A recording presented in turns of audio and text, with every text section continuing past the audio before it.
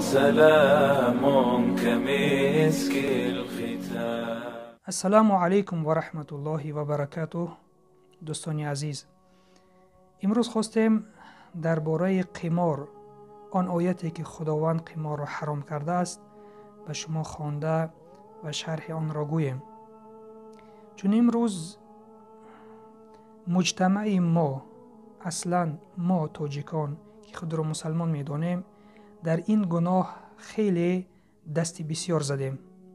امروز در شبکه‌های اینترنتی می‌بینیم که شخصان بسیار به این بازی مشغول هستند و در این بازی ماشین‌ها می‌گذارند، تحفه‌ها می‌گذارند، حتی نعوذ بالله راه خط به سوی حج عمره می‌گذارند. چه خیلی شما چیزی حرام را با چیزی حلال آمیخته کردید. چه خیلی شما به بعضی آیات‌ها عمل می‌کنید و بعضی آیات‌ها را ترک می‌کنید. الله سبحانه و تعالی در سوره مائده می‌فرماید: اعوذ بالله من الشیطان الرجیم یا ایها الذین آمنوا انما الخمر والمیسر والانصاب والازلام رجس من عمل الشیطان فاجتنبوه لعلکم تفلحون. یعنی ای کسانی که ایمان آورده اید، شراب، تمام نوع مسکننده و قمار، یعنی میسر این قمار است، تمام نوع بازی های قماری و بت‌ها و گروبندی با تیرها پلیدی و از کار شیطان است، از آن پرهیز کنید تا نجات یابید. ببینید در اول آیت خداوند میگوید که ای کسانی که ایمان آورده اید، یعنی ای مسلمان ها. این آیت به مسلمان ها است. اگر شما ایمانی در قلب دارید، این آیت را خوب گوش کنید. شراب، نوشیدن شراب بر شما حرام است. شراب این تمام نوع مسکننده، قمار، میسر آمده است در قرآن. میسر این تمام نوع قمار است، چی بازی نباشد. تمام نوع قمار بر شما حرام است و بت‌ها، پرستیدن بت‌ها بر شما حرام است. گروبندی با تیرها، این هم یک کاری فالبینی بود اجرا میکردن در قریشی ها پیش از اسلام. پلیدی و کار شیطان است. ببینید شما اگر خود را مسلمانی حقیقی میدانید، شراب حرام شد در این آیت به شما، قمار حرام شد، گروبندی با تیرها حرام شد، بت پرستی حرام شد. برای چی شما شراب را ترک کردید، بت پرستی را ترک کردید و قمار را ترک نکردید؟ برای چی شما ای مسلمان ها قسمی از آیات را اجرا کردید و قسمی از آیات را اجرا نکردید؟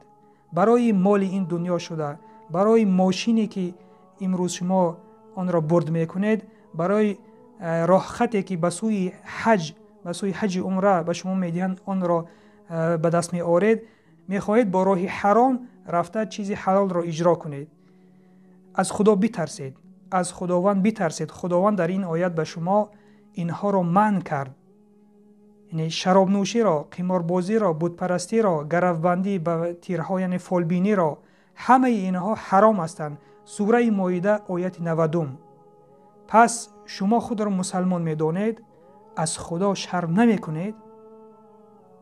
امروز خیلی بسیار مسلمان ها به این گناه دست زدن و افسوس که آنها نماز میخوانند، افسوس که آنها اینه که حج میروند، افسوس که آنها دیگر عملهای اسلام را انجام میدهند.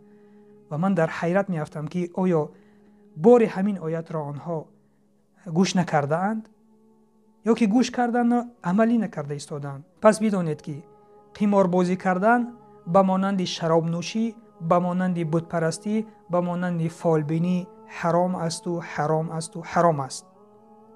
هیچ وقت فالبینی، بت پرستی، شراب نوشی، قمار بازی حلال نمی شود.